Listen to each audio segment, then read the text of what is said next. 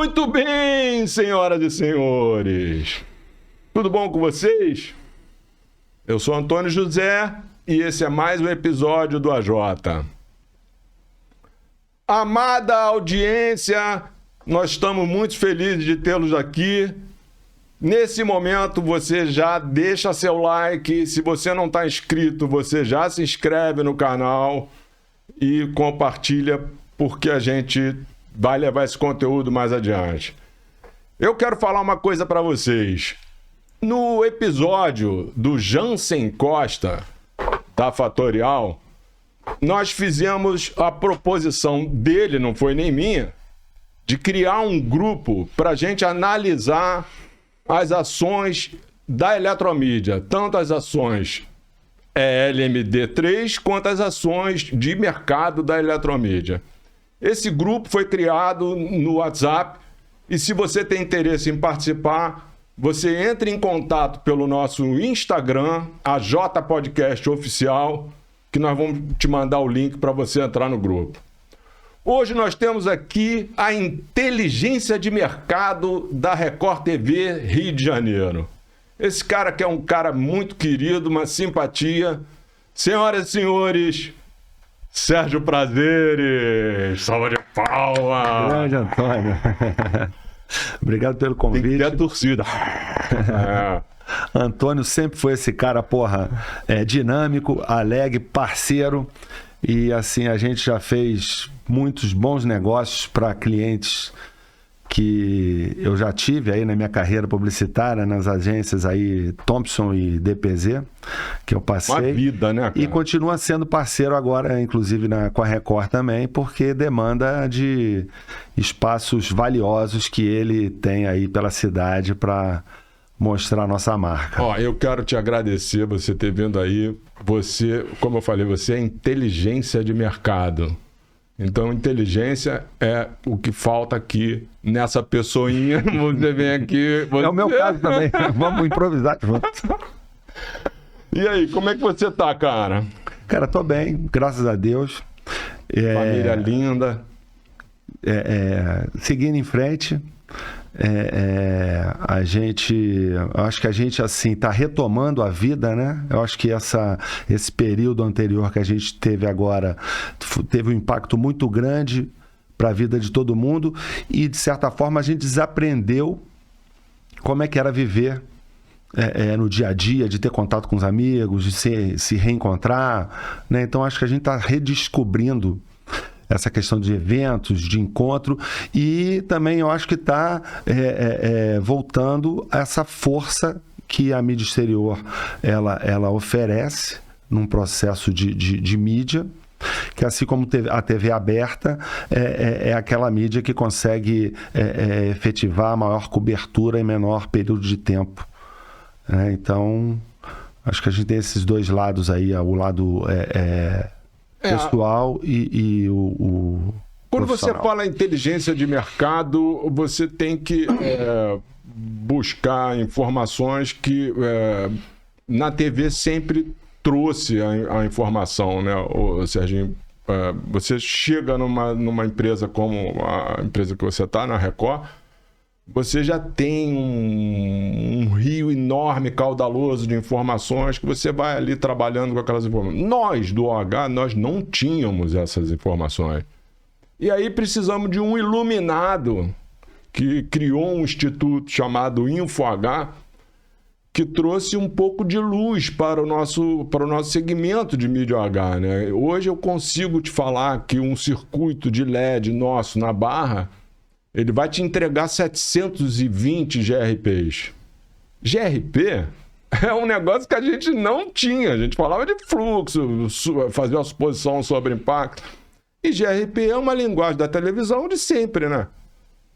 Eu acho muito importante eu acho que sempre foi um desafio para esse segmento de mídia exterior acompanhar as métricas, né, de alcance, de frequência, de impacto que os outros meios, de certa forma,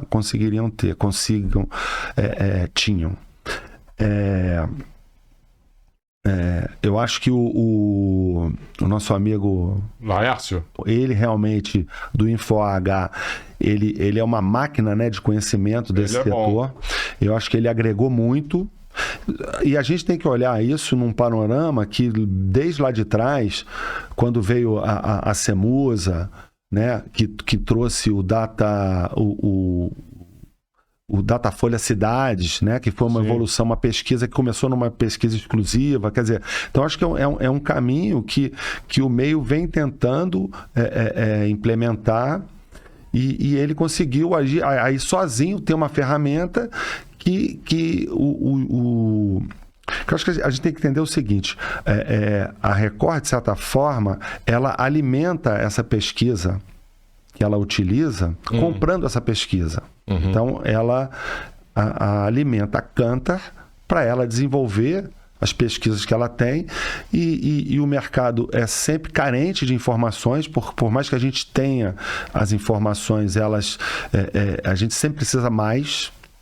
A gente precisa ter mais essa leitura omnichannel, a gente precisa ter essa leitura que a gente equipare os meios em si, né, e os impactos ali, para ter essa leitura mais homogênea, né? Então o mercado está sempre correndo atrás disso, né? Então eu acho que o mercado de mídia exterior evoluiu de uma maneira que hoje ele tem esse exemplo que você trouxe do InfoAH e outras iniciativas também que colaboram com esse processo, que é muito importante. Eu questiono porque eu sou um inquieto, né, Serginho? Eu questiono os números, inclusive, do Laércio, eu questiono. Eu acho que a gente como... se eu não estiver enganado, Michelangelo, quando fazia uma escultura, ele não olhava a forma da escultura, ele olhava as partes que eram excessos daquela pedra de mármore que ele tinha que desbastar. Então, nós, nesse processo de busca de informação, nós ainda estamos no meio do caminho, a escultura não está completamente pronta. Então, essas informações... A gente vai empilhando informações de InfoAH, de Geofúgio. Porque quando você entra na dinâmica da cidade, do movimento da cidade, eu acho que você vai ficar sempre carente.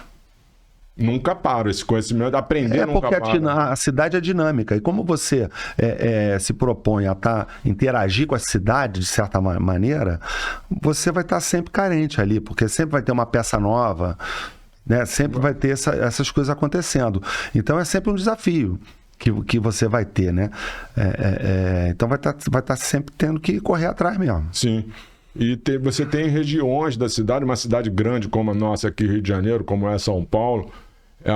São Paulo são vários São Paulos dentro de São Paulo. Rio de Janeiro são vários Rios de Janeiro dentro do Rio de Janeiro. E aí, quando você faz estudos de métricas, isso não é um dado que vai perpetuar. Esse dado vai mudar o tempo todo. A gente cita muito o centro da cidade. O centro da cidade tinha uma dinâmica que estava mudando num ritmo, vamos dizer assim, 1,5 vezes, né? Aquele áudio que você ouve 1,5 vezes. Veio a pandemia... O centro da cidade mudou completamente. Hoje, até interesse público, o gestor da cidade promove uma gentrificação no centro da cidade, propondo mudança de legislação para que a cidade receba, saia daquele... um prédio que é estritamente comercial, ele possa ser híbrido, ser residencial. A tendência é essa, né? A tendência é essa coisa residencial. E aí muda completamente o perfil demográfico daquela região, né? A Barra da Tijuca. A Barra da Tijuca muda. Cada 10 anos a Barra da Tijuca é outra Tem Barra muito espaço, da Tijuca. né? Você está há muito tempo também aqui na Barra, né? Eu desde que eu casei em 2001, vim morar na Barra. Morei a vida inteira em Ipanema. E aí vim para a Barra. Gostei muito, mas demorei a me adaptar. Mas não troco a Barra porque eu acho que esse contato que eu tenho com a natureza, o que a Barra proporciona ali, me faz muito bem, entendeu? Então essa coisa do centro, essa coisa mais urbana ali, na Barra você fica meio que tem um lado sítio ali, né? Onde você vive, né? Agora eu acho que o nosso centro da cidade, ele tem uma vantagem que ele também é orla. Então a gente tem um centro da cidade que também é orla. Então acho que ele tem um valor agregado ali para a pessoa, para ser residencial muito grande. E existe essa tendência, né, de ter esses prédios, eles pegam o prédio e refazem o prédio e transformam, modernizam e trazem... É bem interessante. É um esforço grande do poder público, dando facilidades lá. Tem alguns lançamentos lá no Porto Maravilha, não sei se você conhece. Ali foi derrubada aquela parte do viaduto e ali virou uma esplanada linda. Aquilo ali é lindo, desabitado. Vai lá onde tem a roda gigante até... Quando começou esse projeto, coincidentemente, eu trabalhava na DPZ e atendia a conta da prefeitura. Então a gente estava muito próximo desse movimento que, infelizmente, eu peno em dizer, mas a gente é um país fracassado, entendeu? Porque é um projeto, você vê o Conde, isso aí tem mais de 20 anos, era um projeto para revitalizar aquele centro, só que a gente não consegue fazer isso porque a nossa economia é muito sacrificada, né? A gente não consegue ter muito, né? Prosperidade, entendeu? Porque a gente não consegue ter um processo de educação, e aí é uma outra conversa que, infelizmente, é a nossa realidade que a gente tem que conviver. Mas vai andar, cara, vou te falar. Vai andar. A passo de caga. Por que vai andar? A passo de caga. Que é isso talvez que a gente não é para mim, não é para você. Que é uma pena, porque a gente sabe que quando você empenha a sua energia, a sua experiência, a sua capacidade, você consegue desenvolver coisas muito mais rápido e muito melhores. Né? Então a gente tem um sistema que realmente ele não condiz e não combina com a gente, né? Com o que a gente espera ou o que a gente poderia fazer. Então a gente tem que viver nessa coisa. Aí as pessoas ficam falando, vou morar fora. Porque, porque lá tem prosperidade e tal. Mas também não tem a sua família, né? Não tem a sua terra. Então, é uma questão de pesar qual problema você prefere, né? Porque eu tenho amigos que falam isso também, né? Morar fora. Mas assim, você não pensa que você vai morar fora e chegar lá e não tem nenhum problema. Você vai ter outro tipo de problema, né? Mas morar fora é também uma opção. As pessoas têm que fazer opção e bola para frente, não tem problema nenhum nisso. Agora, voltando Mas eu gosto do meu país e eu também, defendo ele. Eu também amo o meu país. Tem que reconhecer os seus problemas. E amo essa cidade. Amo essa cidade. E ela tem uma característica que agora... então nós estamos ficando mais inteligentes, o povo está ficando mais inteligente, o advento da rede social, dessa interação entre as pessoas no meio online, as pessoas estão ficando mais inteligentes, mais antenadas. E aí chegaram-se à conclusão de que o rio, ele está de um lado água, de um lado morro, e uma tripa no meio. E essa tripa, ela veio progredindo do centro da cidade para o Flamengo, do Flamengo para Botafogo, do Botafogo para Copacabana, Ipanema, Leblon, chegou na Barra, está indo para o Recreio e vai até Santa Cruz. Qual tempo que isso vai levar? I don't know. Mas isso vai acontecer. E o pessoal está descobrindo que é muito melhor, isso foi também graças à pandemia, o pessoal está descobrindo que é muito melhor você gerar condição habitacional num setor da cidade que já tem infraestrutura de água, esgoto, saneamento, elétrica, do que expandindo para outros lugares. É o que aconteceu. A gente aqui na Barra, né, cara? Até hoje tem esse problema de... não tem o saneamento adequado. Legal, é verdade. Mas, Serginho, você trabalhou tá hoje na Record, você trabalhou na Thompson, na DPZ e na Record. Pô, é uma vida, né? Sei o quê? Uns 30 anos de carreira, 3 empresas. O que mostra que você é uma pessoa maravilhosa, né? Que ninguém te manda embora, né, cara? Rapaz, vai saber, né? Mas assim, eu tive a sorte de trabalhar, de ter essa possibilidade de trabalhar em lugares muito interessantes. Muito... A gente se conheceu, tu estava na Thompson, né? Não tenho certeza, Antônio. Eu lembro assim que na Thompson, falando um pouco, trazendo um pouco a conversa até para o ambiente da mídia exterior, a Thompson, quando eu trabalhava lá, eles criaram com o Edilson da Almídia, que é amigo nosso, queridão. Eles criaram um núcleo de mídia exterior para a Nestlé, dentro da Thompson. verificando a importância e a carência dessa área. Então, criou-se esse núcleo dentro da Thomson para ele cuidar de mídia exterior no Brasil inteiro.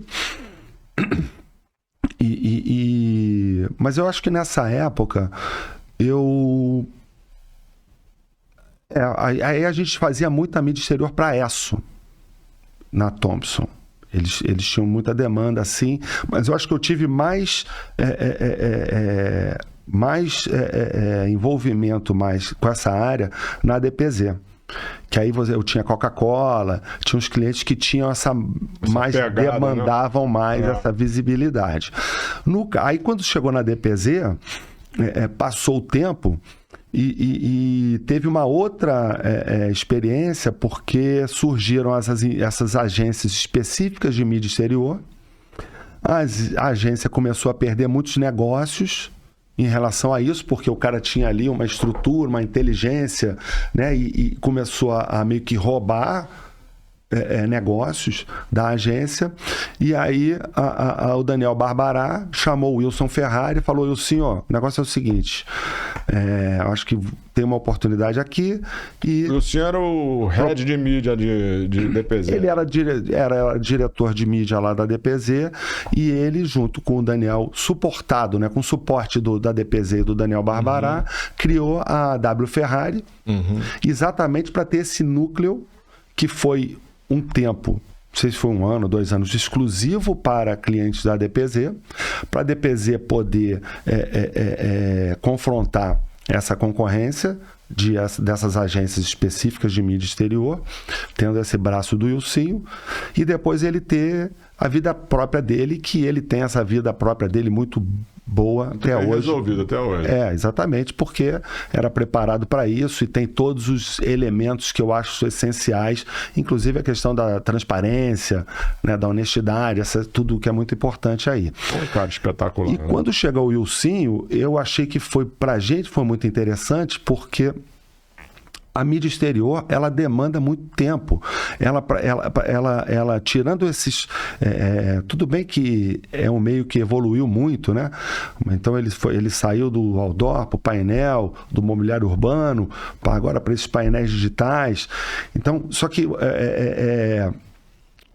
você tinha que ter muita cautela para você fazer as campanhas, porque se você tivesse... Quando você bota o cliente no lugar errado... seja um lugar ruim ou seja um lugar proibido, rapidamente você tem conhecimento. E se for um lugar ruim, ele vai reclamar, rapidamente que alguém vai ver e vai chegar em você no segundo dia. E se for um lugar proibido, é pior ainda, porque ele é multado, é um pânico dentro da empresa. E a gente estava num momento que as estruturas elas foram sendo...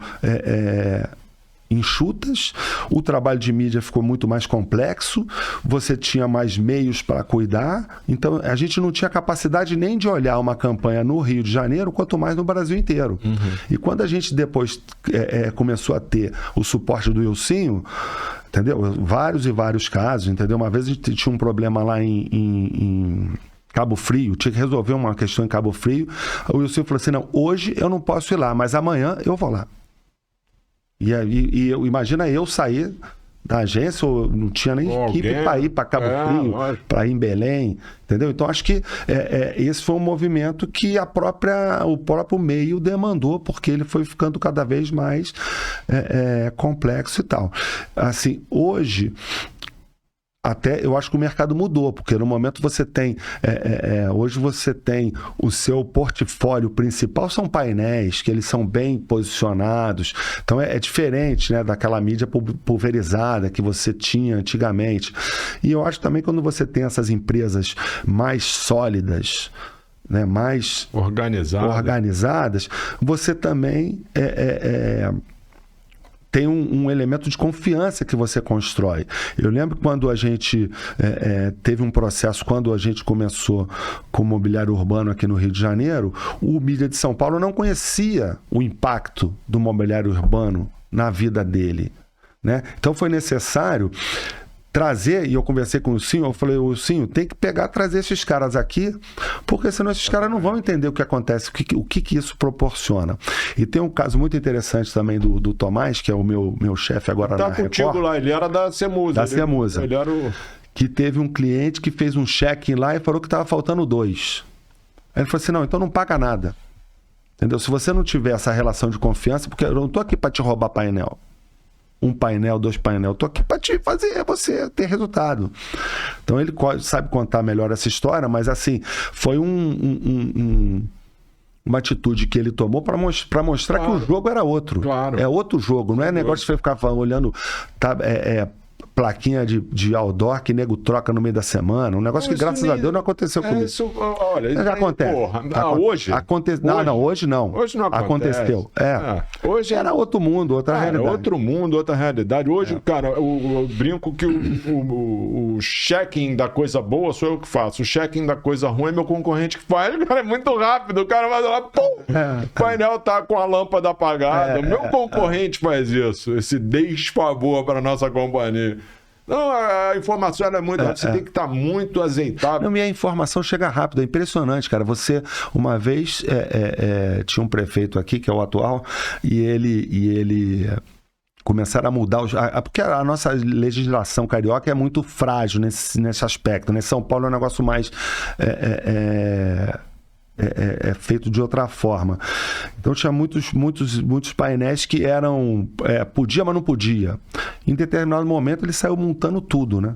E no mesmo dia multou um cliente lá de São Paulo que estava com uma campanha grande e foi um caos. No mesmo dia a informação já chegou porque ele botava lá multado, propaganda irregular.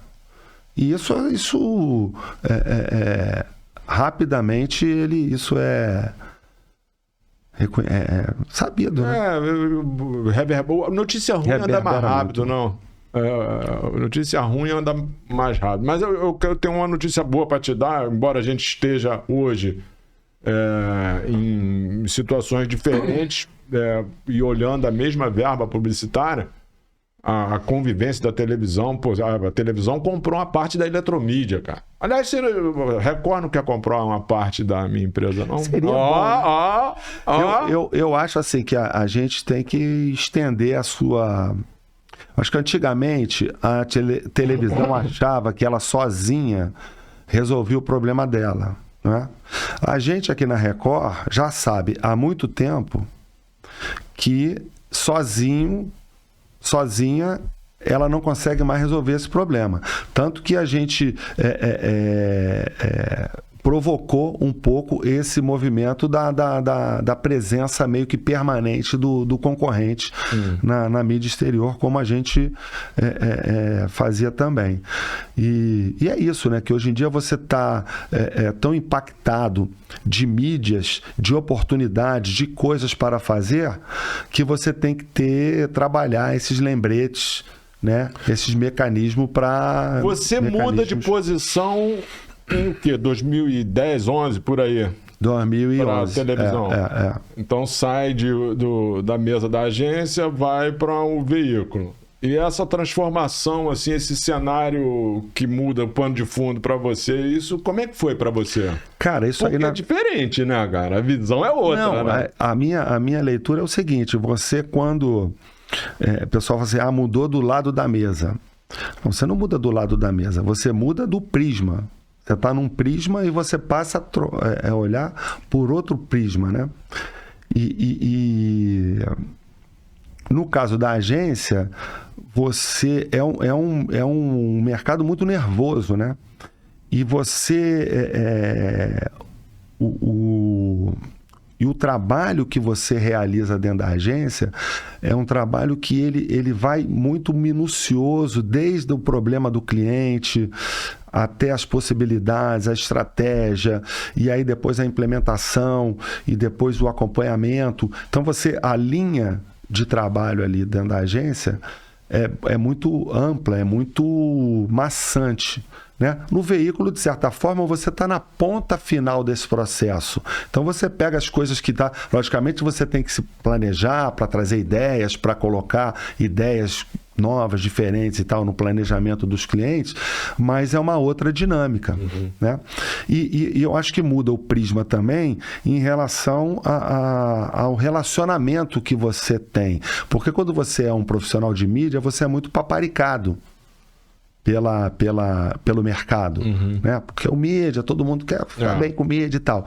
Quando você está no veículo, você é mais um veículo dentro desse mercado. Uma agenda. E aí para mim foi interessante porque aí você 50% das pessoas continuaram me paparicando porque achava como você, que eu acho que merecia ser paparicado independente do interesse.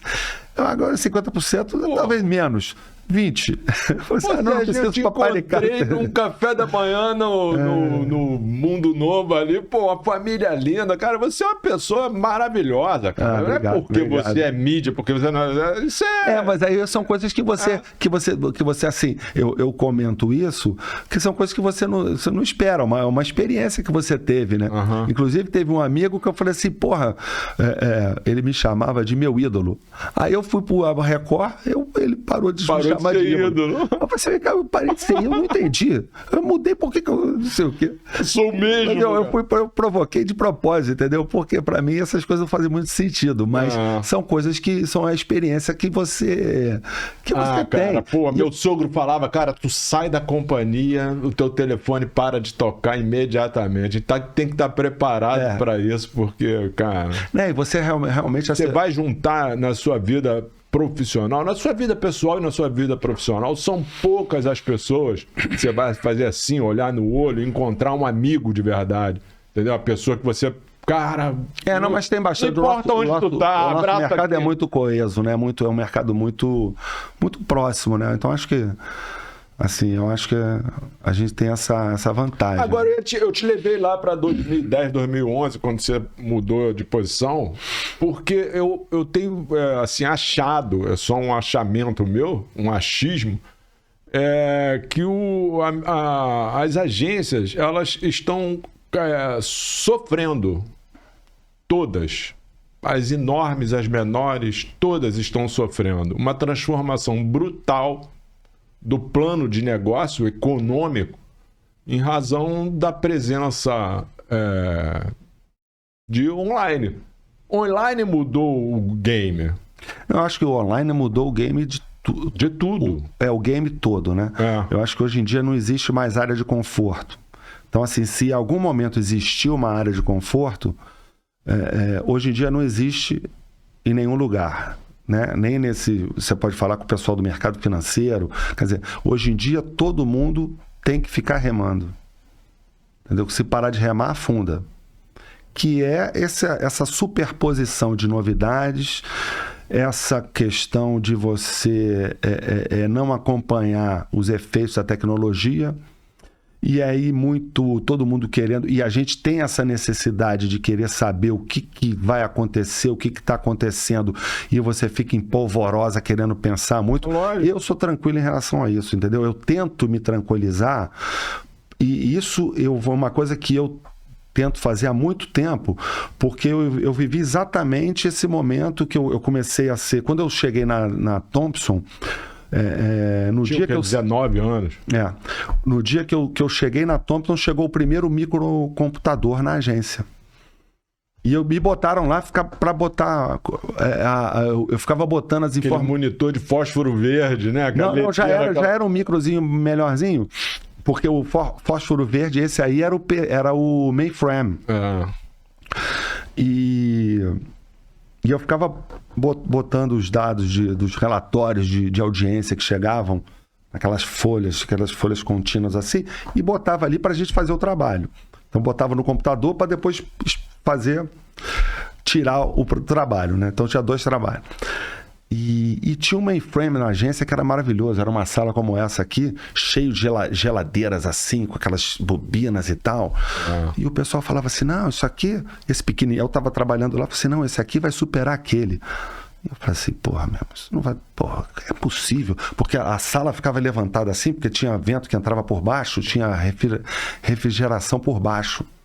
E parecia um negócio de outro planeta, né? Parecia 2001, Odisseia no Espaço. Eu falei assim, impossível, cara. Não falava nada, né? Ficava só pensando, impossível, cara. O negocinho aqui não vai superar aquilo, não. E realmente aconteceu isso, e depois já começou, né? Então, aí antigamente a gente era muito impactado por revistas, né? E você tinha acesso a exame, as revistas de tecnologia, de mais específicas, segmentadas e tal. E você ficava acompanhando as coisas ali. E dali a pouco você via aquelas informações nessas revistas mais especializadas, nas revistas do dia a dia, nas semanais, na Veja e tal. E dali a pouco passou um tempo que, porra, não tinha mais isso. Já chegava na Veja, já tinha informação, já chegou, começou a tudo acontecer ao mesmo tempo. É tudo simultâneo, como hoje, né? Que hoje tudo acontece e você está todo mundo impactado, seja por qual forma for. E aí, nesse momento, eu falei assim, cara, você não consegue acompanhar a tecnologia no ritmo que ela se apresenta. Entendeu?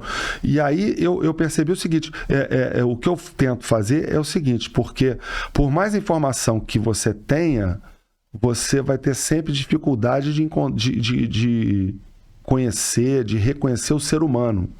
Como é que funciona a cabeça do ser humano. Isso é sempre um desafio. A tecnologia, em 3 dias você aprende.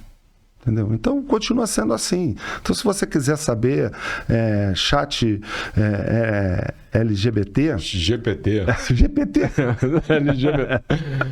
Corta isso. LGPD é Lei Geral de Proteção de Dados. Eu tenho essa dificuldade LGBT é outra coisa. Eu tenho essa dificuldade com siglas. Chat GPT é da AI. GPT. Mas, cara, vou te falar uma coisa. A tecnologia, assim como a ciência, ela não tem ética. E não tem nada de errado em a ciência ou a tecnologia não ter ética. Você vê que, em nome da ciência, você faz avanço... Não, mas eu acho que você não pode colocar dessa maneira. Eu acho que você vai ofender os tecnólogos. Então, mas eles eu vou têm completar... ética. Eles têm eu vou completar o raciocínio. Tá. Não tem ética no sentido assim, vou na genética. Eu não sei se você chegou acho que eles não têm limites. Não tem limite, melhor. Então, e aí flexibiliza o conceito de ética, porque aí fica essa discussão que é pelo em ovo. Quando eu falo isso, eu falo assim, vou citar aqui a parte de genética, da evolução da genética, né? Hoje, você geneticamente pode produzir qualquer coisa. A iniciativa da ciência era trazer para o ser humano condição de cura de várias coisas, mas a ciência ela vai andando numa velocidade tal e ela não tem freio. É nisso que eu quis colocar, entendeu? Assim como a tecnologia. A ciência ela não tem freio, não tem algo que diga... se é uma coisa que é possível ser feita na ciência, ela vai buscar fazer aquilo. E aí eu cito para você um filme que eu vi agora, O Rei dos Clones. Já viu esse filme do coreano lá? Não. Que fez o primeiro clone daquela ovelha Dolly. E no final do filme, o cara tem uma situação... Cavalo? Fizeram o negócio do cavalo. Cavalo, camelo. E ele, no final ele tá tentando clonar um mamute, né? É só o desafio da ciência aí para frente. Na tecnologia, nós temos a inteligência artificial. E nós temos aí o machine learning. Nós temos aí uma coisa andando muito rápido e a população, de uma maneira ou outra, ela vai sedenta atrás dessa informação, tentando entender toda essa evolução da tecnologia. E às vezes a gente não se pergunta, onde nós vamos chegar? Se é isso que a gente quer, se precisa ter um freio, um desvio de rota, que é o caso da... Não é impossível. É o caso da ciência. Você vai dizer assim, vamos clonar, eu vou clonar o Serginho? Porra, não. Assim, tem certas coisas que a ética vai dizer assim, não, nós não vamos brincar de Deus, nós não vamos clonar o Serginho. Na tecnologia, nós vamos até onde com a inteligência artificial? Inteligência artificial... eu vejo assim, as agências, a gente começou a falar das agências, da mudança da situação das agências, né? Hoje um cara numa agência, na tua posição, coordenando todo um grupo de mídia, ele tem um trabalho, ele é assoberbado brutalmente, de muito trabalho, porque tem menos pessoas trabalhando, ele tem mais tecnologia. Então, essa tecnologia ela vai se tornar uma ferramenta para que o Serginho, lá que está hoje, lá na Macan, onde for, ele possa voltar a ser um pouco humano, voltar a ser criativo, sair daquela roda que fica rodando sem parar e você pedalando sem parar. Então, a questão... porque hoje eu acho que cada vez mais as pessoas se relacionam mais com máquinas, né? Pois é. E aí talvez esse movimento frio, né? Homem e máquina, esfrie a relação homem com homem, que antigamente a gente fazia um negócio muito olho no olho, né? Todos os processos e tal. Então, quando você vai esfriando essa relação comercial, né? E acho que isso você vai... por isso que eu acho que é importante, talvez, você ter esse outro lado, que são os eventos, são os encontros, são os almoços, para você reaquecer essa relação e privilegiar a relação humana, de uma certa forma, né? Mas você tinha comentado ali que notícia ruim chega mais rápido, né? Então, acho que em relação à questão da tecnologia, nesse ambiente que a gente está falando, essas coisas mais radicais, essas coisas, esses temores, são o que dominam as conversas, até porque hoje todo mundo participa de todas as conversas, né? E não tem tempo de se enfronhar nos detalhes, né, de todos os assuntos. Mas tem muita coisa boa acontecendo, que você falou na medicina, né, que são coisas que é só você procurar que você vê, a gente vai ver. Agora tem esses limites, né? Agora, esses limites, cara, a gente não tem como controlar, né? Assim, aí o pessoal fez aquela carta, aí o pessoal, vai fazer, não vai fazer. Por mais que se tenha esse código de ética que existe desde a década de 60 lá, um comprometimento do que as máquinas podem fazer, o código de ética das máquinas, dos computadores, né? Existe esse código escrito. Agora, o limite é feito para superar. Eu acho que a gente existe para superar limites. E precisamos entender isso, né? Agora... Eu vou te fazer uma pergunta. Para que serve o CONAR? Quando o CONAR, o anúncio que está em todas as pautas, é o anúncio que traz, na minha memória afetiva, eu tive Volkswagen, eu tive um Fusquinha. Quando eu vendi o meu Fusquinha, minha mulher chorou. O meu Fusquinha era verdinho, a gente chamava ele de azeitona. Minha mulher chorou, não. Eu tinha essa memória afetiva Eu tenho a memória afetiva das músicas do Belchior. Eu tenho a memória afetiva das performances da Elis Regina. Aí o cara junta tudo isso, faz uma peça que, na minha opinião, maravilhosa, sabendo a repercussão. Nós estamos falando de até onde a gente vai, né? Como que a gente vai? Isso, pra mim, agradou pra caramba. Não sei pra você, mas um monte de gente ficou desagradado com um anúncio. Eu acho legal. Brilhante. Eu acho muito bom. Eu acho que é importante ter essa discussão, sabe? Até porque pessoas que discordaram, em grupos que eu participo, que discordaram, que tiveram esse julgamento não positivo em relação a essa combinação toda que você falou ali, discordaram das pessoas que entraram contra o comercial no CONAR. Né? Então, elas discordaram do anúncio, de certa forma, porque extrapolou ali um pouco dos limites. Eu não sei qual que seriam, mas eu nem entro nessa, eu não quero nem saber. Eu até achei o comercial legal, mas também não mudou minha vida, e nem vai mudar, não quero nem saber. Mas gerou uma polvorosa, né? Uma polvorosa de todo mundo comentando e tal, não sei o quê. Pô, legal, acho bem legal isso. E até porque a propaganda voltou a ocupar o lugar da gastronomia, né? Porque todo mundo falava de comida, parou de falar de comercial. Mas mas assim, é interessante. Eu acho que vale a pena falar do CONAR, porque é o Código Publicitário de Autorregulamentação Publicitária. Então, ele se autorregulamenta. Então, não precisa de ninguém, não tem juiz. É o próprio meio que entendeu que ele precisava estabelecer as regras, as normas para ele funcionar. E como é que ele funciona? Se você ficar, ou você ou 1000 pessoas ficarem desagradadas com determinada peça publicitária, ele vai fazer o mesmo processo que ele está fazendo agora. Tudo bem que hoje em dia a gente é muito movimentado pela força das redes. Exatamente. Então, se começar 10 mil pessoas ficar reclamando ali, aí, nego, eu não sei a influência que vai ter no julgamento do CONAR, porque eu não participo, eu não sei como é que eles vão, mas eu acho que eles, não sei se vai influenciar menos do que outros movimentos de opinião pública que a gente vê. Que hoje em dia essa, né, é muito forte, né, é radical isso. Mas, então, o CONAR, ele abre esse processo e ele vai julgar ali. Tem lei, tem um monte de coisa que ele utiliza. Eu acho muito legal. Agora, essa discussão, para mim, é uma discussão que, porra, sei lá, eu não tenho...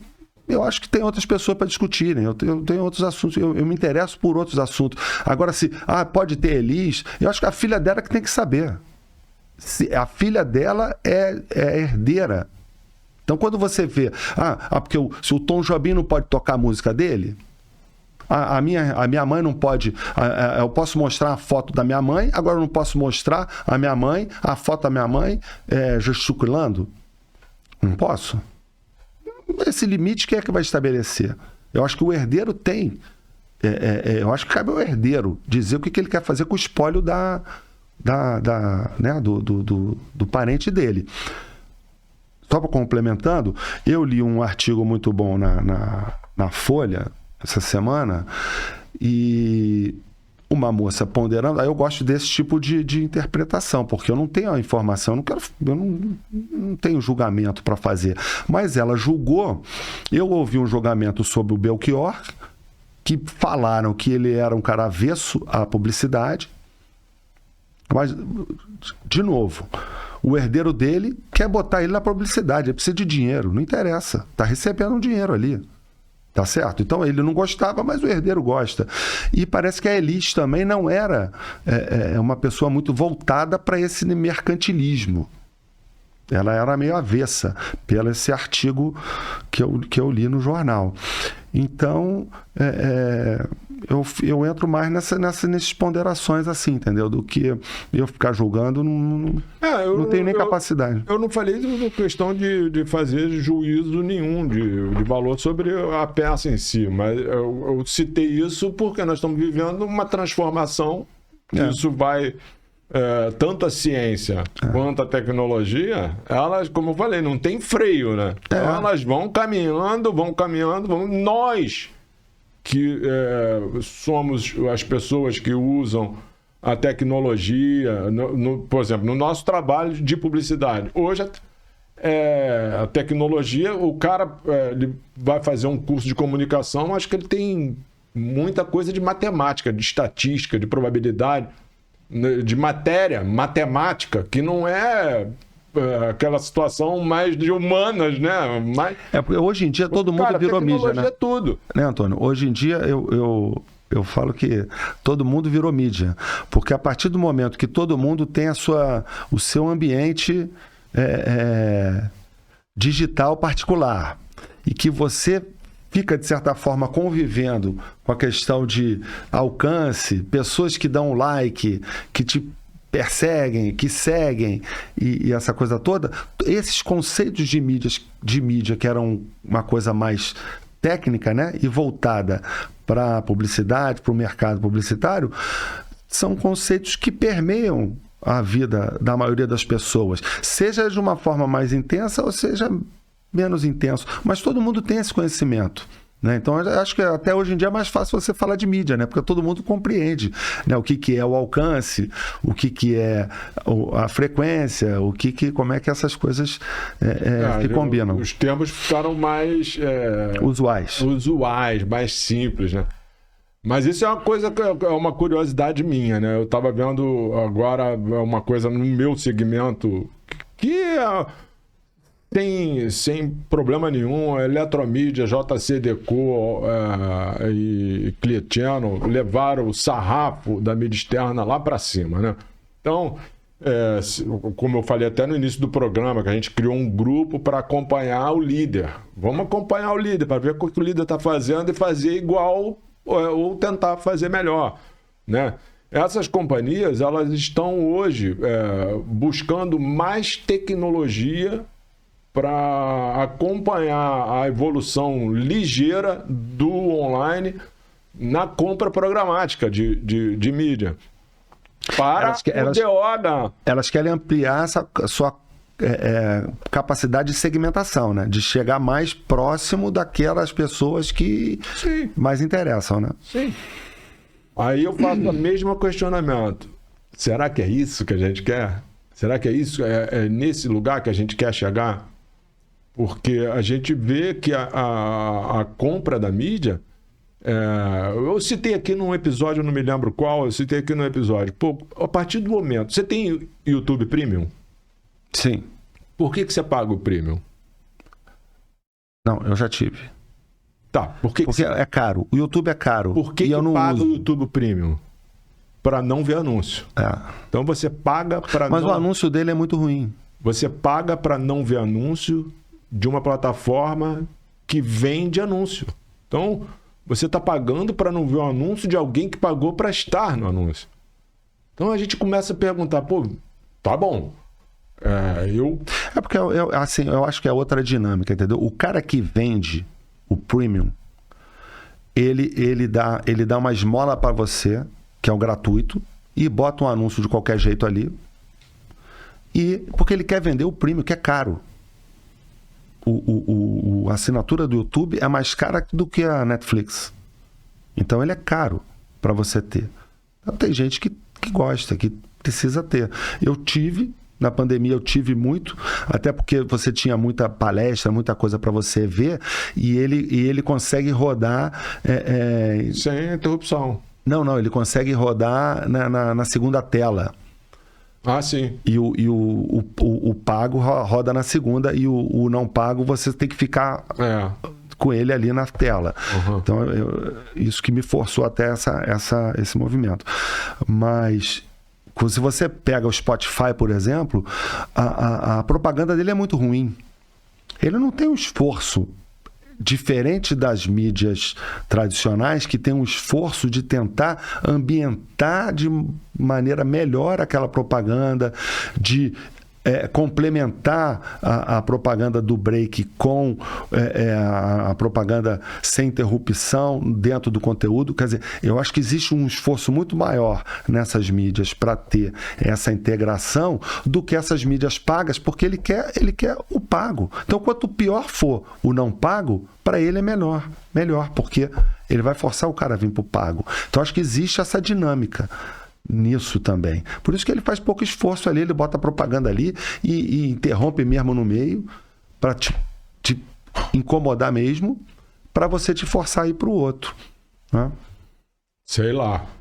Eu penso que a programática ela vem com um funil. Não, a programática é outra dinâmica. Vai chegar no mesmo lugar. Você compra... É um processo de segmentação. Mas ele continua sendo intrusivo. E pronto. Então, ele não tem ali um processo de... Ele não tem... Você acha ele intrusivo? Quando você vem na propaganda do streaming agora, ela já tem uma proposta de ser menos intrusiva, de ser mais adequada, já tem até porque ela também é paga. Tem um desconto. Então ele já tem... É um negócio mais ameno ali. Tá? Mas se você bota essa palavra intrusivo, que realmente eu também acho que é intrusivo, hoje qual é a grande vantagem da mídia OH? Da mídia de rua? É que você não pula de página, você não dá scrolling, você tá caindo da cabeça. Não, eu acho que parou de funcionar.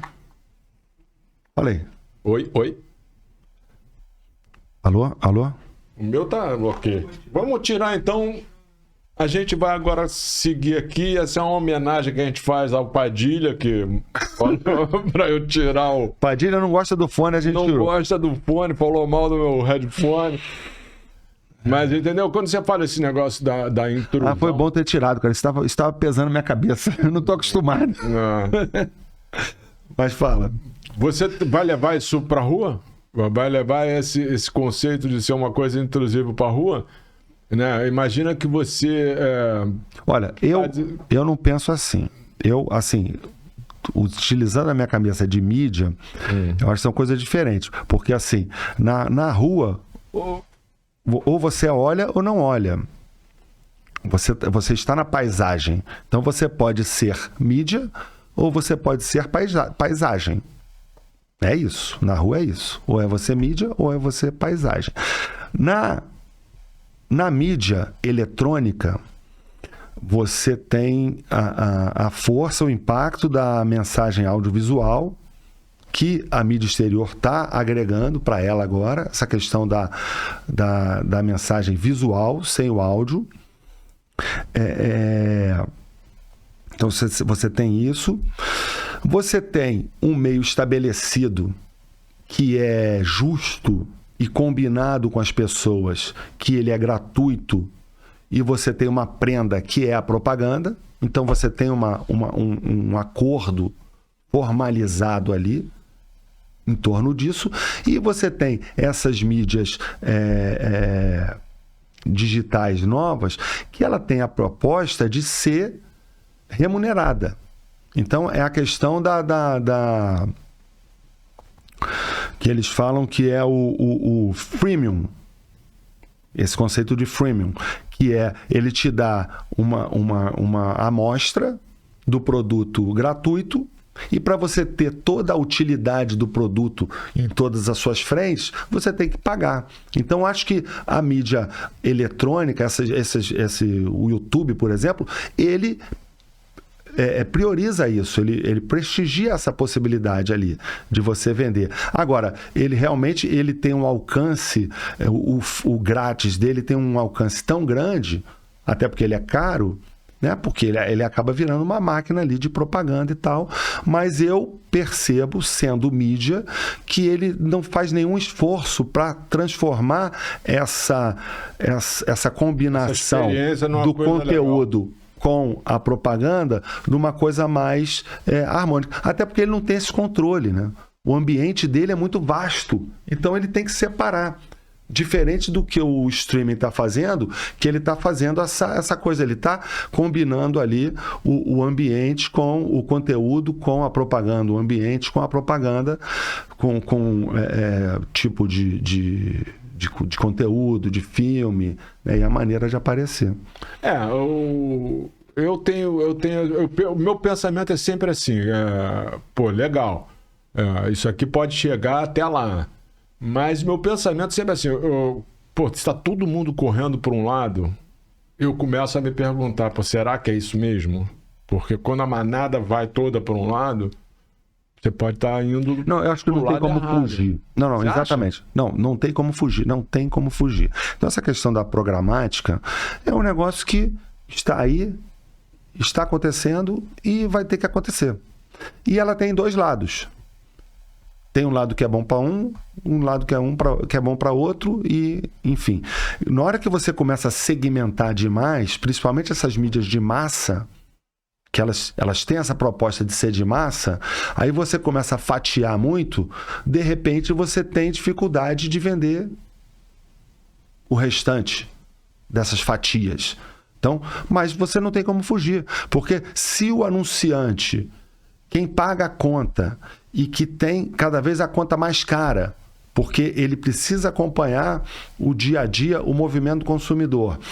E na hora que esse consumidor vai abrindo esse leque de possibilidades, ele precisa estar presente nisso, a conta dele fica cada vez mais cara. Então, o que ele precisa fazer? Ele precisa tentar direcionar e pescar. Ele precisa pescar melhor ali dentro. Então, por isso que ele está segmentando, está usando a programática.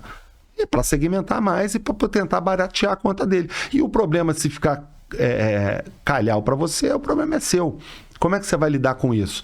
O tempo que vai dizer. Como é que você vai fazer? Eu ainda não sei como é que eu vou lidar com isso. Eu te falo, ainda estou na pragmática, tentando entender todo esse avanço, mas eu fico sempre olhando de longe. Isso aí não começa no Brasil, né? Esse negócio de programática, essa coisa não começa no Brasil, começa lá fora desses grandes players que são os mesmos daqui. E eu acho que tem uma dinâmica também, que é a questão da escassez do produto, né? Então, quando a gente tem uma fartura muito grande, que é o que está acontecendo agora, que você pega as Avenidas Américas, da minha varanda eu vejo 3 ou 4 painéis.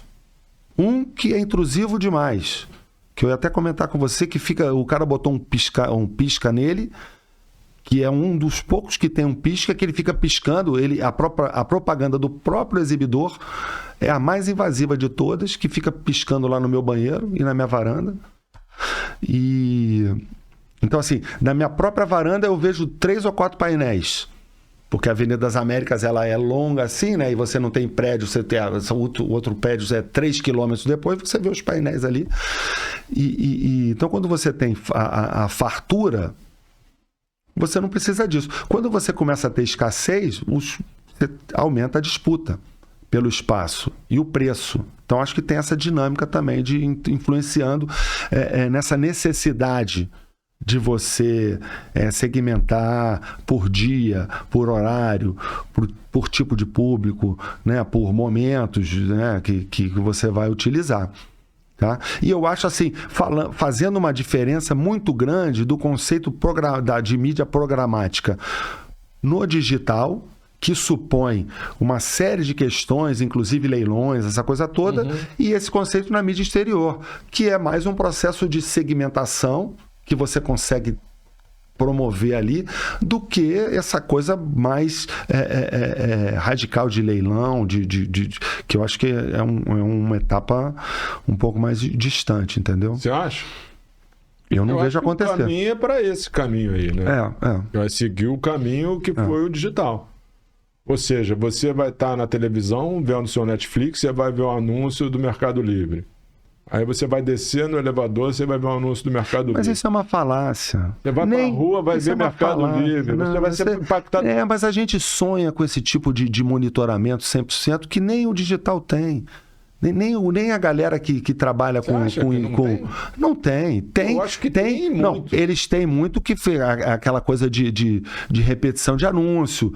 Tem, mas tem até a página 3. Entendeu? Então, essa precisão, o que eu falo assim, essa precisão tão perfeita como a gente imagina, ela, na verdade, ele tem uma precisão imperfeita, que ele fica tentando aprimorar, sabe? Mas não é buscando afinidades, assim, né, cara? Você sei lá, você pergunta assim pro Google, onde fica o campo de golfe? Você está simplesmente querendo saber onde é o campo de golfe aqui na cidade. E você imediatamente vai entrar numa categoria de afinidade. Pô, o cara pode ser um potencial consumidor de Jaguar. Aí você vai receber um anúncio de um Jaguar. Entendeu? Você faz uma consulta qualquer, de qualquer coisa, você entra em qualquer site, você permanece... Vou te contar uma história. Tava eu e minha mulher... A gente estava em Fort Lauderdale procurando uns negócios, chama Baudrier, uma cadeirinha para murinho de escalada, que a gente fez um murinho de escalada para criança lá no sítio. A gente tá procurando Baudrier. Aí entramos numa loja, uma loja bacana pra caramba, eu não vou nem saber o nome, porque a gente pesquisou a beça para chegar naquela loja. E tinha um tênis, uma marca de tênis.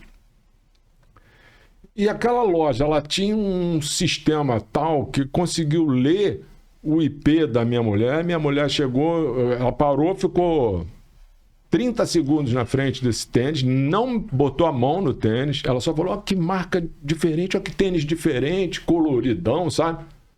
E saiu dali, a gente foi pro hotel, quando ela abriu o computador, qual é o anúncio que apareceu? Do tênis da marca, que nunca tinha aparecido. Mas pode ser por áudio isso também, né? Pode ser por áudio, pode ser de que eles ficam várias ouvindo, formas de capturar a tua atenção e tentar segmentar aquele anúncio para que você seja impactado. E aí a minha pergunta, ela é filosófica, pura e simples. Ela não está vendo, para o exibidor é melhor, para o cliente é melhor, para quem que é melhor isso. Eu estou falando assim, filosófico. É isso mesmo que a gente quer? Entendeu? É uma situação que você... Cara, a gente vai pra onde? Mas né? eu acho que você tem que botar isso num panorama, que é o seguinte: quando a gente que já tem mais experiência e já viu muitas coisas acontecerem, e você, de repente, você criou uma experiência e tem mais ou menos aquilo como instituído. E aí, quando você chega uma novidade, essa novidade quase que ela te afronta. Né? Talvez possa ser um exagero essa palavra, mas ela acaba te impactando muito. Diferente de numa galera jovem que está vendo aquilo acontecer e fica numa euforia com aquilo. Pô, isso aqui é o meu mundo, é o que eu estou vivendo. Então, assim, é a questão do tempo. Foi sempre assim. Eu acho que é sempre assim. Tudo bem que hoje em dia parece ser mais radical, mas será que na época do Einstein também não foi radical para eles que viviam naquele momento? Porque a gente fica achando que o nosso tempo é sempre mais eufórico e mais desafiador do que o tempo dos outros. Mas você não estava no tempo dos outros? Então, se a gente vê na história, né, quantas coisas aconteceram, seja a história do livro, seja a história que era proibido, sabe? Então, você tem tanta... eu acho que essa é a dinâmica da evolução nossa, da humanidade mesmo, entendeu? Agora, realmente, a gente turbinou com uma ferramenta adicional que é eletrônica. Eu faço uma analogia que é o seguinte: eu tenho meio que... eu não consigo andar de roda gigante. Eu não consigo andar, eu fico... Para mim é over. Uma roda gigante não, montanha-russa. Ah, sim. Para mim é over aquilo, eu não consigo. Minha mulher vai, meus filhos vai, vão e eu fico no limite daquela infantil, sabe? Assim, para mim é demais. Quando assim, que é uma canequinha. Quando é o simulador, eu passo mal. Eu passo mal, dependendo do simulador. O simulador eu passo até mal. Eu não consigo nem participar, porque o simulador é a montanha-russa multiplicado eletronicamente. Então, acho que a gente está vivendo isso. A gente pegou o que já era pesado, que é o cotidiano, e turbinou eletricamente, seja para carro, seja para foguete, e seja para o pensamento agora, para o dia a dia, para o computador, essa coisa toda. Então não é fácil, não. Tem que... Às vezes que eu acho que você precisa fechar umas portinhas, entendeu? Porque se você ficar abrindo todas as frentes, todos os pensamentos, todas as portas, você não vai conseguir. Mas eu tenho muito esse panorama, entendeu? De que eu acho que assim, o que é desafiador para a gente pode ser eufórico para outra geração, que eles estão vivendo isso e estão compreendendo isso, e eu acho que é isso.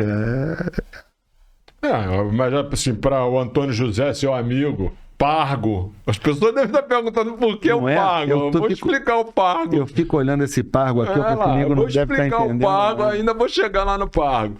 Mas o teu amigo aqui, ele fica olhando assim, pô, cara, os caras estão fazendo esse negócio, estão indo nessa direção, é isso que eu devo fazer, é isso que eu não devo fazer. Eu, por enquanto, estou parado no mesmo lugar, olhando a manada. Todo mundo só fala de programática, e quando um player desse tamanho, desse porte, que é a JCDecaux, tem uma plataforma, a Eletromídia também, Eletromídia Edge, nome super criativo, né?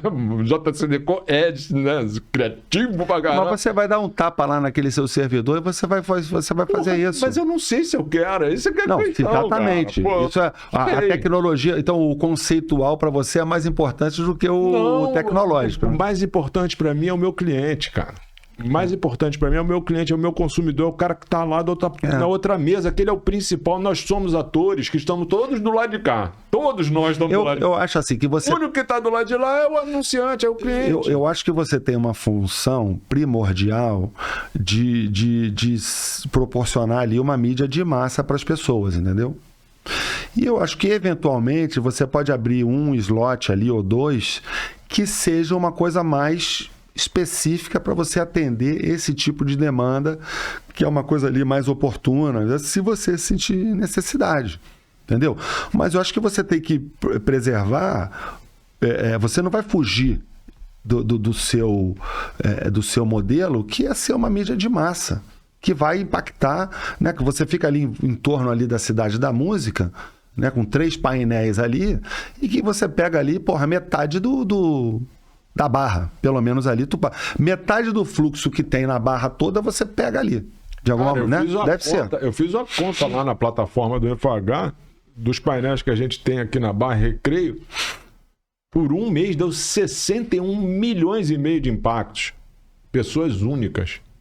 Não, impactos é repetido. Não, de visualizações de pessoas únicas, 61 milhões e meio. É gente pra caramba, é troço pra caramba. Não, você está confundindo. Ah, sim, desculpa, repetido, exatamente. Impacto, são várias pessoas que viram várias vezes. Com a frequência. Aí você vê o alcance. Sim, mas, cara, é absurdo. Que deve ser alto ali. Mas a gente sabe disso. A gente, quando a JCDecaux veio para o Brasil, eles compraram. Você estava lá na época da. Não, a primeira mídia da JCDecaux aqui no Rio foi a gente que comprou na DPZ para a Unimed. Porque a JCDecaux comprou o mobiliário feio de concreto. Do João da Olaria. Comprou aquele feio porque o Conde não gostou. Foi a Semusa que comprou. Não. Foi a JCDecaux que comprou aquele negócio, porque o Conde esteve na França, conheceu o senhor JCDecaux lá. Jean-Claude. Conheceu e achava aquilo uma aberração, que era um arquiteto. Ele tinha razão, porque realmente aquilo era um negócio muito de interior, né? E na orla para o Rio de Janeiro ele tinha uma outra visão. Uhum. Como agora o Marcelo está fazendo os quiosques da praia, que é uma coisa moderna, uma coisa, né? Que tem a cara do Rio de Janeiro, né? Então é mais ou menos esse movimento que foi feito lá atrás com esse mobiliário urbano. E na primeira campanha, já na JCDecaux, a gente estava presente ali antes deles tirarem, derrubarem esses abrigos, e teve o processo de licitação que acabou que eles não ganharam. Essa é uma outra história. Mas a gente começou a ter muito conhecimento, eles trouxeram muito conhecimento do que eles faziam lá atrás. Inclusive, essa questão de circuito de mobiliário urbano que tem, a gente descobriu que esse circuito é bem comprado, que ele tem ali a cada 3 painéis, ele pega tinha toda uma logística desse negócio. Você tinha lá em uma semana 80% de cobertura do carioca em geral, e em 2 semanas 90 e poucos %. Então, quer dizer, era muito complementar e com a TV aberta, né, essa questão. Mas e aí até impulsionou um pouco esse movimento que até a Semusa encampou de trazer pesquisa para mostrar o potencial, a força daquela mídia e daquele modelo, que para a gente era uma novidade. A gente estava mais no âmbito do outdoor e do painel. E quando você traz o conceito do mobiliário urbano distribuído por toda a cidade, e com esse conceito que depois foi quebrado porque a gente não tem essa massa toda para... Né? E eles lá, era muito interessante, porque eles tinham as bicicletas, e as bicicletas, elas tinham... Lá na França, você vários cases nessa época, que tinham as bicicletas. Velo lá, né? E você tinha conexão com abrigo de ônibus, e aí você via o tempo. Você vê naquela... isso aí deve ter mais de 15 anos. Tem 30 anos. Entendeu? Você tinha acesso a um chip do abrigo de ônibus que tinha... Como você chega no metrô hoje, não tem aquela TVzinha? Você vê o tempo que o metrô chega? Você tinha isso em casa, com essa conexão que era feito por eles. Então isso que era o valor o que eles faziam, né? Não era só propaganda, era esse conceito de integrar, trazer benefício para a mobilidade. Através da mobilidade, exatamente. Que é muito o que essa... uma entrega desse benefício. Um pouco dessa pegada que a eletromídia traz, que é essa interação dele com a cidade, porque ele está presente e ele está trazendo um benefício ali adicional. Eu acho que tem uma troca ali. esse pensamento de você ter ali uma troca justa ali. Essa é a parte que eu acho fantástica, que traz pra gente insights novos, né? O pessoal da banca de jornal aí, eu te citei até o João, ele, há muito tempo atrás, ele começou a distribuir sinal de Wi-Fi. Enfim, você vai começando a... Ou você bota um mobiliário num lugar e você traz uma contrapartida, você pinta uma escola. Quer dizer, eu acho que sempre tem isso faz parte aí do seu negócio, né? Muitas vezes as pessoas não percebem, mas tem essas coisas implícitas, né? Diretamente ou indiretamente. A mídia de grande formato, ela tem uma outra situação que ela também traz de benefício. Assim, eu até brinco que o benefício direto é uma senhorinha num prédio na Paulo de Fronten. Todos os prédios têm dificuldade, né? O cara, quando vai aumentar uma cota, isso já foi síndico, né, do teu prédio. Você vai aumentar uma cota extra, todo mundo reclama, aumentar a cota condominial, todo mundo reclama, e aí o elevador quebrou. Então, a mídia na parede daquele prédio, ela pode trazer informação, mas indiretamente ela vai trazer a condição daquele prédio, se reformar, se manter...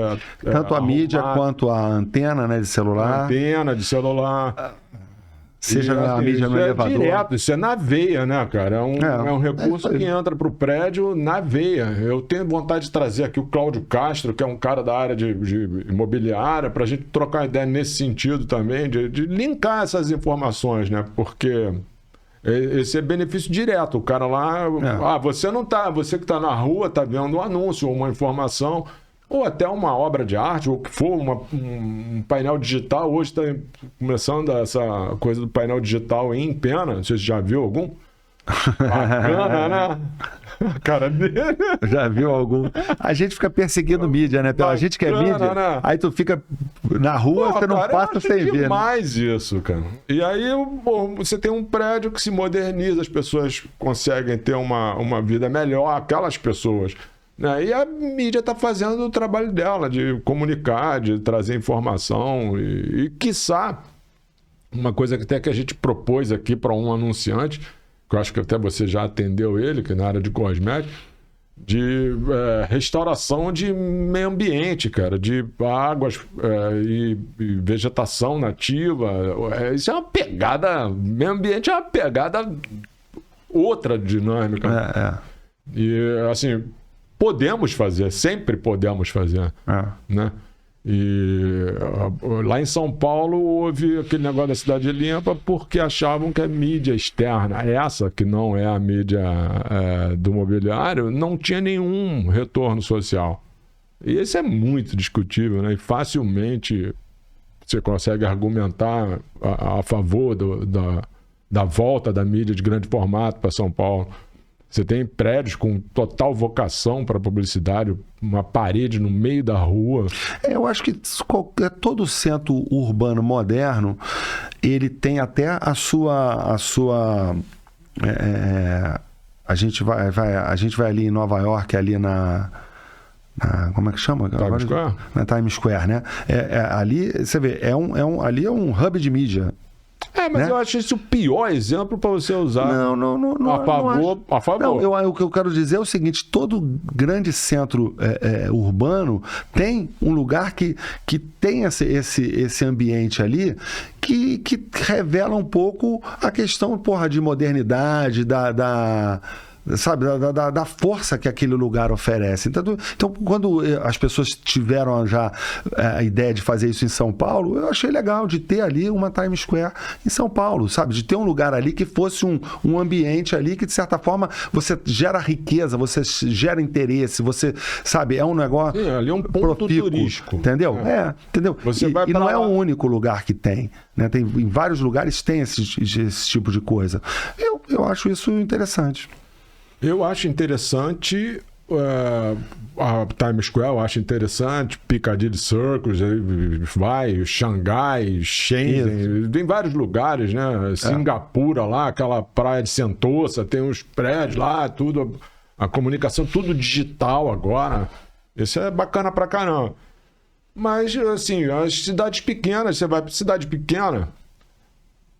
Cara, nós somos, no Brasil, 5.500 cidades. Pelo menos 5.000 são cidades menores. Eu tô arriscando o número, tá? Não tenho esse número de cabeça, não. Mas pelo menos dessas 5.500, 5.000 cidades são cidades menores de 100 mil, 200 mil habitantes. Entendeu? Você tem a perspectiva de você criar condição para essas empresas trabalharem e prosperarem dentro do seu pequeno centro lá. Por que o grande player não vai para, sei lá, para Macaé? Por que o grande player não vai para, sei lá... Não quer usar o calhau, né? Entendeu? Então, você vai ter que usar muito o calhau. Então, assim, cara, para você integrar isso tudo, eu penso que seria interessante a mídia de grande formato voltar para São Paulo, ter a possibilidade de fazer... Agora, ninguém quer excesso, óbvio, ninguém quer a coisa aglomerada como era São Paulo antigamente, né? Antes da Lei Cidade Limpa lá. Mas há espaço para convivência de imobiliário, de circuito de imobiliário e os grandes formatos. É total conveniência para isso. Isso está indo no mundo todo, cara. Você vai para qualquer lugar, na Europa, nos Estados Unidos. Do ponto de vista de mídia, a gente, assim, quando você... Como é que você combina as coisas? Na hora que eu pego o mobiliário urbano, eu consigo alcance. E na hora que eu boto o grande formato, eu consigo impacto, grandiosidade. Sim. E na hora que você combina os dois, você tem um grande resultado. Mais potência na tua campanha, né? E vem cá, vamos então agora para a parte do Pargo.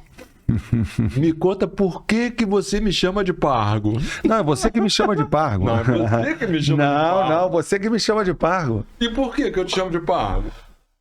Porque eu nunca fui comer um pargo na sua casa. Mas eu tenho uma justificativa, porque Antônio José é muito amigo meu, a gente sempre fez muitos negócios e muito alinhado com o Ilcinho também. E a gente... Vê que o Matheus botou um Pargo aqui, aí, né? Exatamente, ele é criativo. A pessoa não vai entender nada. Mas aí, cara, acho que foi uma fase que o Antônio falou assim, porra, você tem que ir lá em casa comer um pargo e tal. Só que, porra, eu tenho 3 filhos, né, Antônio? Aí quando você tem o primeiro filho, muda muito a sua vida, né? Você fica aquela função daquela coisa toda. Aí quando você acopla o segundo... O terceiro, então assim, eu tinha uma dinâmica de vida, de cotidiano, que eu tenho até hoje, porque hoje em dia quem cuida da agenda lá em casa é a minha esposa. E eu não tenho a menor pretensão de cuidar da agenda, porque você tem aniversário de um, aniversário do outro, tem que levar para cá, tem que fazer. Então o pessoal me chama para ir no lugar, eu falo assim, não sei, tem que falar com a Gisela, porque ela que tem a compreensão da agenda. Porque a minha família é grande. A família dela é grande, então já na família já é grande. Aí tem os amigos, aí tem os compromissos. Aí começa a ter compromisso de levar a criança para aniversário, festinha de aniversário. São pequenos, seus filhos? Não, agora já estão grandes, entendeu? Né? Então acabou que passou o tempo e aí virou piada, porque não rolou o almoço. Eu ia até te perguntar se tu ia pagar o pargo hoje. Brincadeira. A gente ia comer um pargo, começa essa história, a gente ia comer o pargo, você trabalhava lá em Ipanema. Não, você ia fazer na sua casa. Não, a gente ia comer no Satiricon esse pargo. Aí começou o negócio de marca, desmarca, correria danada do dia a dia, né? Acabou que foi... E aí o pargo, vou comer lá, vou fazer o pargo. Não, minha memória é outra. A memória é que ele falou que fazia um pargo, eu fiquei com medo. Telefone, fala pargo.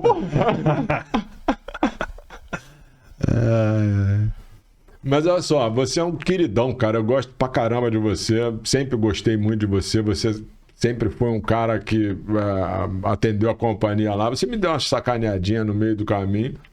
Não dá pra agradar todo mundo. Nem sempre, né?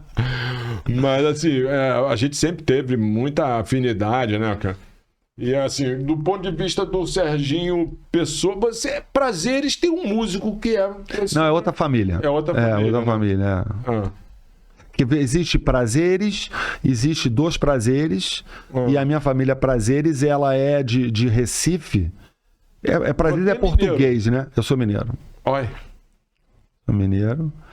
Eu nasci em Belo Horizonte. Meus pais vieram morar aqui. Eu tinha 4 anos. O meu pai trabalhava no Diários Associados. Ele veio ser diretor da Tupi aqui no Rio.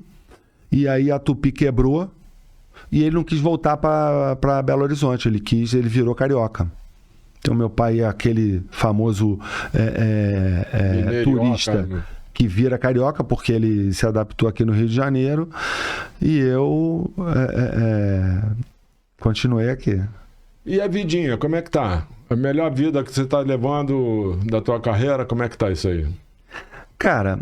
Porque, cara, é uma virada, né? Sair da agência, tava ali na trajetória... Na verdade, você sai, a agência de publicidade, a gente começou a falar lá na frente, e acho que a gente pode detalhar um pouco melhor agora.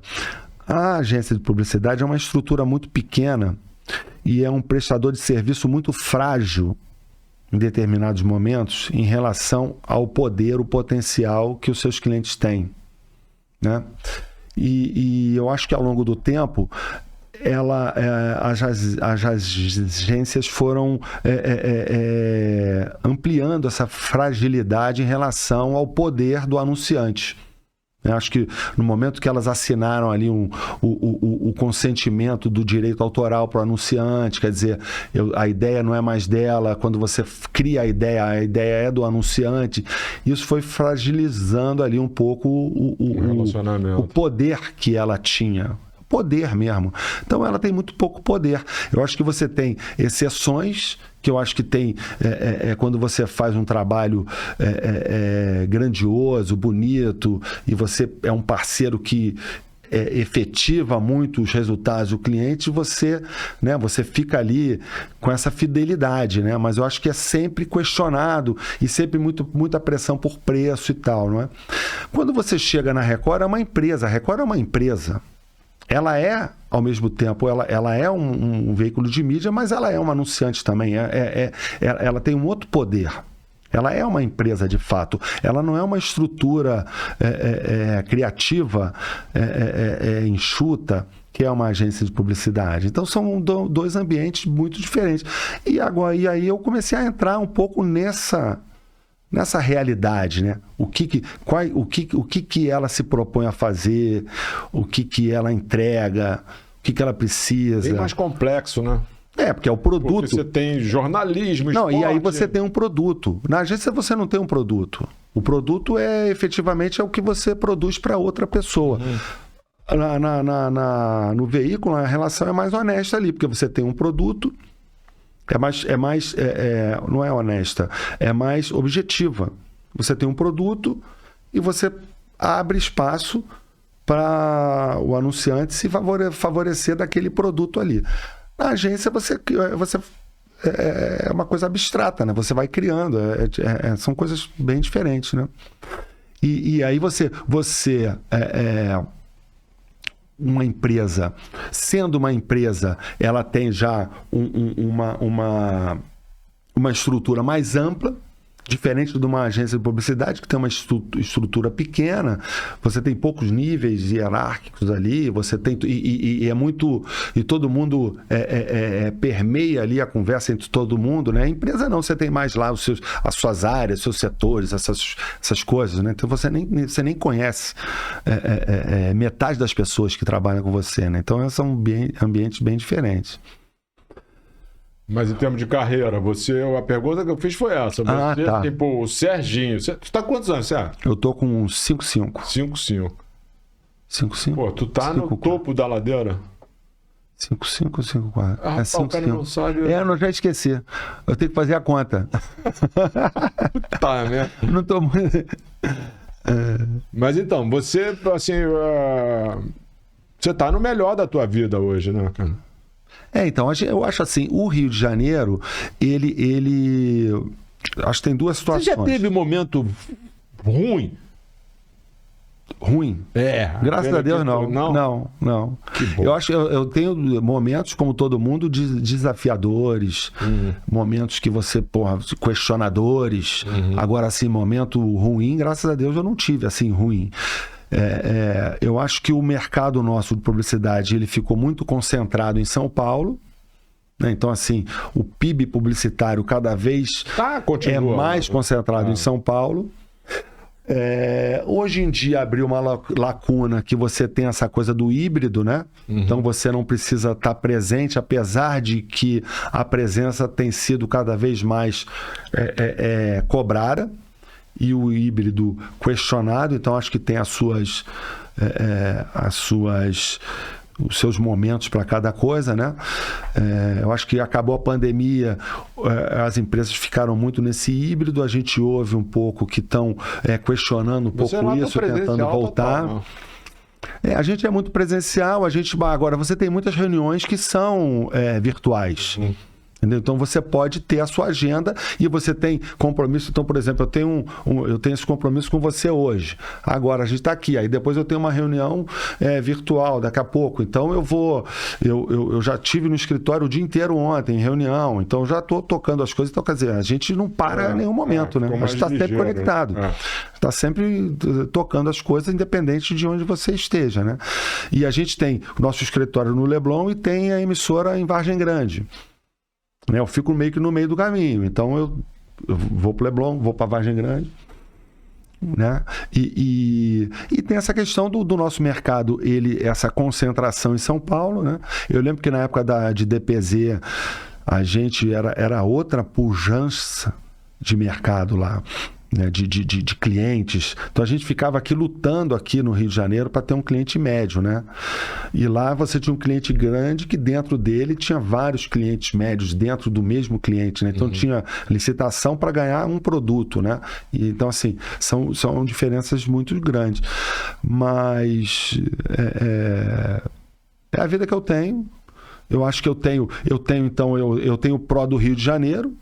Eu não tive essa experiência em São Paulo, já tive a oportunidade de trabalhar em São Paulo, acabou que por circunstâncias eu acabei ficando aqui no Rio e tenho minha família toda aqui e tem muitos, e tem a Record Rio, que é uma potência de emissora, né? É muito bem estruturada. É a parte digital, né? Mas ela é mais concentrada em São Paulo, né? Esse braço nosso de R7 aqui no Rio, ele é muito mais jornalístico do que de produto mesmo. O produto é tudo mais essa área, mais em São Paulo. Mas aqui no Rio de Janeiro, a Record tem uma presença muito forte no cotidiano, no dia a dia do carioca. Então a gente tem mais de 7 horas de conteúdo regional. Feito aqui, direcionado para o carioca, segunda a sexta-feira. Então a gente é muito presente, e a gente vive aí nessa dinâmica, né? Porque a televisão é um negócio muito ágil, né?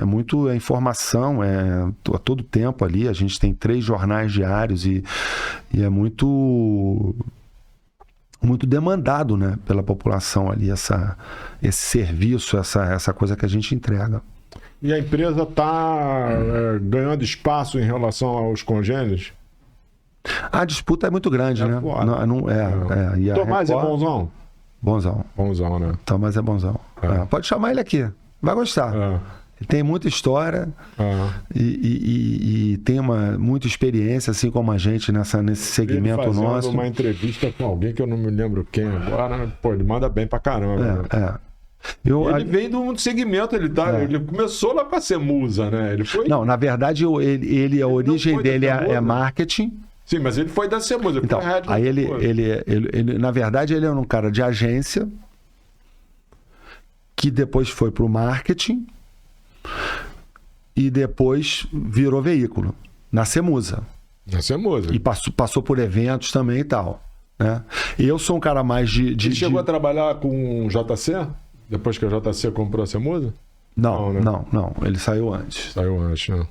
Eu sou um cara mais de agência, né? Eu tive essa... Quando você é publicitário, acaba que você aprende a resolver o problema dos outros. E para você tentar resolver o problema dos outros, você tem que conhecer os outros e o problema deles. Então, isso é uma coisa que abre muito a sua cabeça.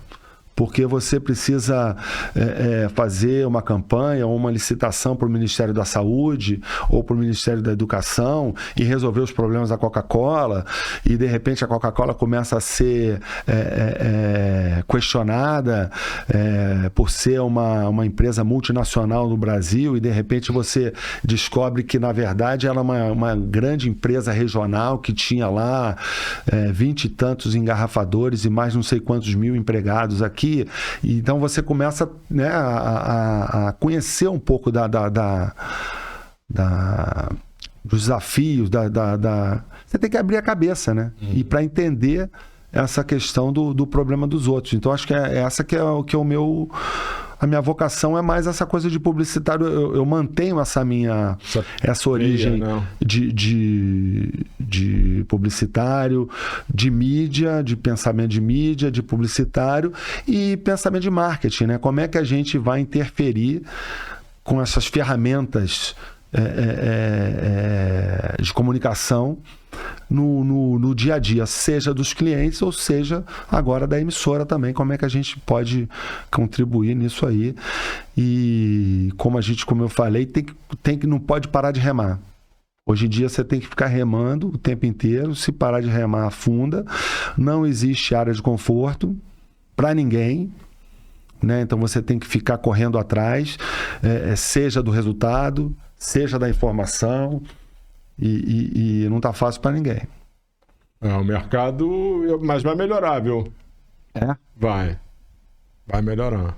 Eu também acho. Eu acho não. Eu vi umas informações aí que tem uma expectativa positiva em relação ao Brasil, esse cenário econômico. É isso que você está sugerindo? O cenário todo. O Rio de Janeiro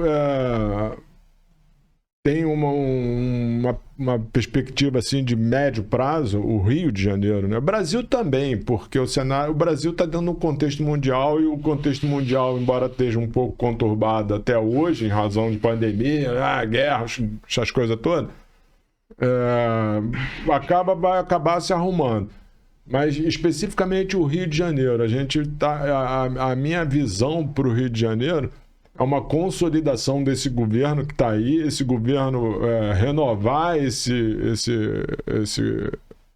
mandato e dar continuidade ao trabalho, porque uma coisa que a gente tem muito problema, né, é assim, o mandato de um termina e vem o outro, desfaz o que o primeiro fez, aí o outro vem e desfaz. Que vergonha. O do Rio de Janeiro, que a gente tem problemas aqui que são sistemáticos, esses problemas começam a ser, graças à rede social, esses problemas começam a ser vistos.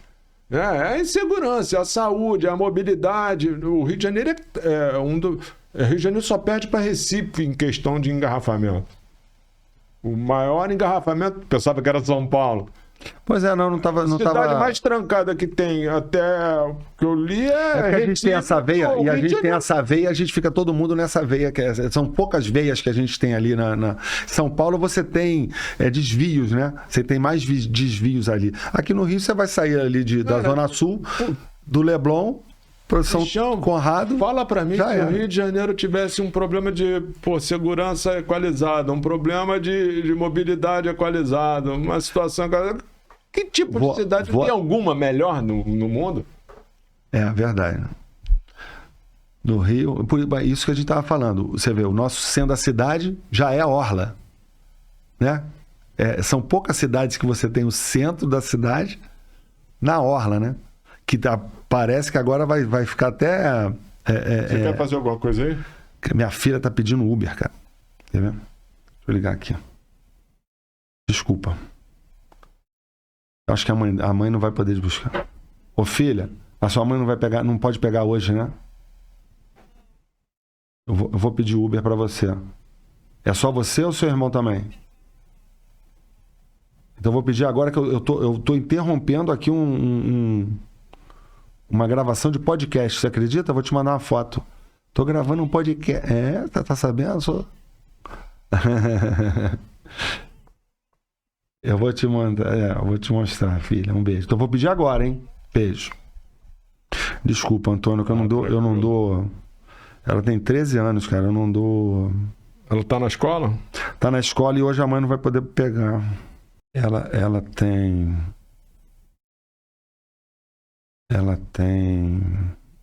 13 e o irmão tem 15. Eu não dou pra ele também não, cara. Porque o mais velho eu dei, né? O Uber. Hoje em dia ele tem que ter. Mas ele é muito safado. Assim, dar o Uber pra pessoa? Como é que funciona esse negócio de dar o Uber? Não, habilitar o Uber pra ela. Porque a criança ela tem que precisar de um cartão pra botar ali. Ela tem que baixar e ela tem que... Porque lá em casa eles têm... a rede social eles têm que mentir, né? Que eles têm 18 anos, né? Lá em casa eu não deixei mentir, não. Entendeu? Você criança, você tem que ficar ali limitado ao que é permitido. E aí, quando eu dei pro meu ele ficava pendurado em mim, o meu mais velho. Dei pra ele, já tinha 16 anos, ele é bonzinho. Ele ficava pendurado. Aí ele fez um negócio que ele saiu. Que ele ficava pendurado em mim, e quando ele pedia, eu via, eu acompanhava o que ele estava fazendo. E aí agora, ele, há muito tempo, ele fez alguma merda lá, que ele, merda não, ele me aí ele, entendeu? Aqui na Barra é foda, né, cara? Esse moleque sai, ele vai, vou pra casa do fulano. Aí depois você descobre que ele, saiu da casa do fulano, vai pra casa do cicrano, entendeu? Em casa a gente... Olha só, enquanto ele vai estar vendo ali o Uber da filha dele, eu vou fazer um agradecimento aqui pro Jeff Ferreira, Regis Dubin, Gil Silva, Fabi Soriano, minha querida, Leonardo Dantas, Roberta Lisboa, Júnior Silva, Marcelo Cesário, a galera que nos acompanha aí, a Paulinha Vanessa, Bruno Guimarães. Ó, vocês são muito queridos, viu? Eu conto com vocês aí pra gente dar continuidade nisso aí. Meu amigo, você vai ter que fazer agora, nesse exato momento, você sabe que aqui é uma tradição do nosso programa. Você é um cara, já está na inteligência da Record, né? Então, eu queria uma frase muito inteligência para a nossa audiência. Eu vou botar essa frase num painel digital meu, uma foto sua, a melhor foto, aquela quando tu era bonito, tu era bonito pra caramba, né? Aquela fotona assim com a tua frase. Então, faz aqui pra gente. Isso é muito amigo, né? Eu acho que, ignorância sempre tem espaço pra ela. Sim, e não tem... Gostei dessa frase. Porque você fica reverberando tanto a inteligência que eu acho que, é sempre uma busca, né, cara? A gente tem que estar sempre... A frase ignorância sempre tem lugar para ela? Ignorância sempre tem espaço para ela. Porque você sabe que a ignorância, a inteligência, ela foi dada assim um a um. Vem cá, Serginho, você vai ser inteligente. Vem cá, Luquinha, você vai ser inteligente. Mas a ignorância, ele é um balde, assim, jogou em cima de todo mundo. Não, eu acho que assim, a gente sempre tem coisas... Toda hora, assim, tem sempre coisas que você ignora. A gente pode até mudar a frase, que eu acho que foi uma frase provocativa. Não dá para ir pro painel. Que seja um exercício de humildade, porque assim, eu não tenho essa suposição assim de inteligência maior ou menor, entendeu? Eu acho que esse cargo gera essa piada, entendeu? Que fica assim, inteligência e não sei o quê. E aí eu quis fazer, brincar, desconstruir um pouco disso. Entendeu? Mas olha só. Você vai botar lá? Vou botar num painelzão. Você vai passar no Dia das Américas, vai ter um painelzão lá com a sua frase e com a sua foto. Obrigado, Antônio José, me botar aqui. Pena que eu não tenho nada para vender, senão eu botava já o telefone e eu já recebia ligações. Irmãozão, olha só, você é um cara muito querido, você sabe que aqui a estrela é você, não sou eu sou aqui um canal para vocês, dar voz e rosto para vocês, trazer um pouco dessa vida pessoal de vocês, dessa trajetória profissional, coisas que vêm de dentro, assim, em algum momento eu vi que o seu olhinho deu uma lacrimejadazinha, porque, cara, nós estamos nessa vida passando, né? Com certeza. Daqui, a única coisa que tu vai levar daqui, Serginho, é a vida que a gente levou. Não tem nada além disso. De novo, eu quero te agradecer por você, a tua generosidade de vir aí contribuir com a gente. Eu agradecer a Padilha, que é um queridão nosso, amigo em comum. A vocês que nos acompanharam até aqui, esse episódio gostoso, essa conversa bacana com o amigo Sérgio Prazeres. Você, por favor, se você não percebeu, igual ele percebeu aqui, que não estava inscrito no canal, tem um botãozinho ali que está inscreva-se. Aí tu vai lá e pum, bate o dedo naquele botãozinho que você fica inscrito no canal. Tá bom? A gente encerra aqui, irmão, meu coraçãozinho para você. Psst, com todo carinho. Obrigado. Tá bom? Queria agradecer. Então agradece. Ter participado aqui do programa. Agradecer você essa iniciativa de, acho que, criar esse espaço que traz um pouco de voz para a publicidade, para o Rio de Janeiro, para esse segmento de mídia exterior, que é um segmento que é tão importante para a nossa cadeia, né, desse mercado de propaganda, e dizer que a gente tô junto de você, prestigiando o programa, prestigiando assim, as suas ações, a sua participação lá no grupo dos amigos do mercado, você, né, tá junto lá do mercado, e com esse desafio que a gente tem de revelar para o Brasil e para o mundo o que é o Rio de Janeiro e quanto que ele é importante, o que ele a melhor cidade receber do mundo. Se a gente consertar pequenos detalhes dessa cidade, nós vamos... Mas aí estraga, pô. Cara, você vai morar na melhor cidade do mundo. Não vai estragar, não. Precisa, né? Irmãozinho, de novo, pô, muito obrigado aí de você estar aí. Eu acho que a gente, inclusive, tem que fazer mais... A gente entrou, por exemplo, no assunto de programática. Para mim, eu não extingui tudo, né? Do que a gente conversou, eu acho que a gente...